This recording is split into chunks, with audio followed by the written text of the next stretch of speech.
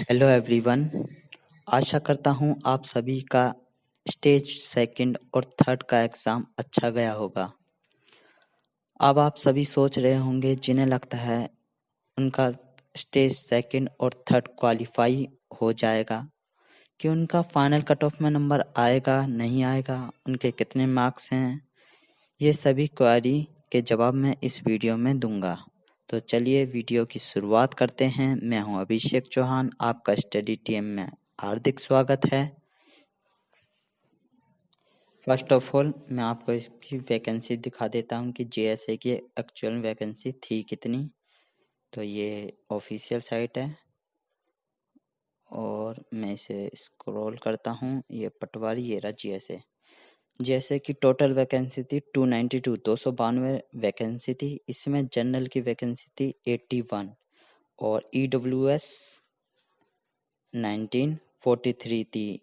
SC की, ST की 30 और ओबीसी की थी 119 वैकेंसी।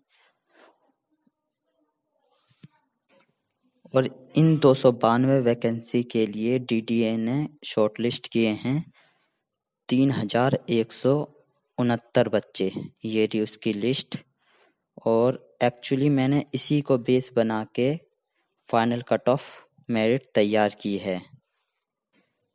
कैंडिडेट्स के नॉर्मलाइजेशन मार्क्स इसमें दिए हुए हैं और इसमें OBC, general, EWS, SC, ST सब दिखाया हुआ है। इसी के जरिए मैंने इन मार्क्स के जरिए ही फाइनल मेरिट तैयार की है। अब आपके मन में क्वेश्चन आएगा कि जिन कैंडिडेट्स का कंप्यूटर टाइपिंग टेस्ट और कंप्यूटर प्रोफिशिएंसी टेस्ट क्वालिफाई नहीं होगा, वो तो फाइनल मेरिट के लिए क्वालिफाई नहीं करेंगे।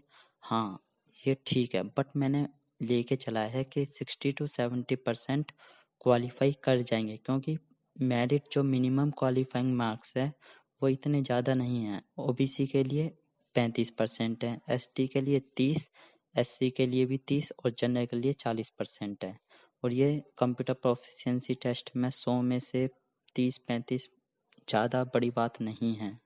हाँ, हो सकता है कि 30 to 40% कैंडिडेट्स क्वालिफाई ना कर पाए, लेकिन 50 to 60% क्वालिफाइंग करेंगे ही करेंगे। इसलिए मैंने इसे बेस बना है।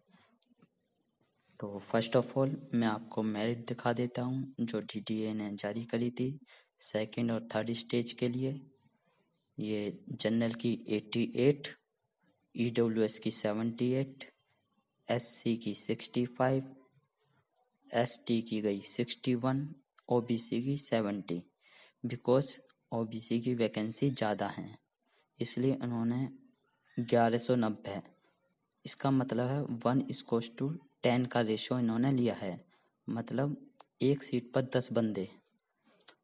और जनरल की मेरिट हाई इसीलिए गई है क्योंकि वैकेंसी भी ओबीसी के मुकाबले कम है।